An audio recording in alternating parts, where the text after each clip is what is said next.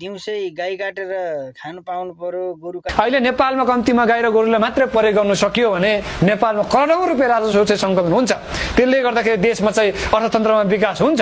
हामीले विदेशमा चाहिँ गाईको मासु बेच्नु सकियो, गोरुको मासु बेच्नु सकियो, यहीँ पनि विभिन्न गोठखानाहरू चाहिँ खोल्न सकियो।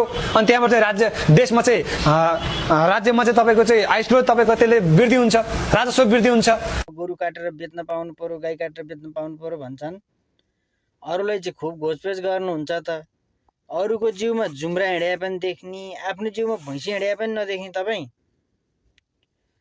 तपाईँको एकजनाले मात्रै होइन के, धेरैले बोलिसके। आर्यन राई भन्नेले यत्रो सोसल मिडियामा पुरा भाइरल भएको छ। तपाईँले केही एकचोटि बोल्नुहुन्न। तपाईँ छेत्री, बाहुन, दमाई, कामी कोही पनि हाम्रो पार्टीमा चाहिँ प्रवेश गर्न पाउँदैनन्, साधारण सदस्य पनि लिन पाउँदैनन्। तपाईँ आफै विज्ञप्ति दिनुहुन्छ। अहिले आएर तपाईँ आफै होइन ले खोइ कहाँ छ त्यो मैले भने भिडियो देखा भन्दै हिँड्नुहुन्छ। लाज छैन अलिकति?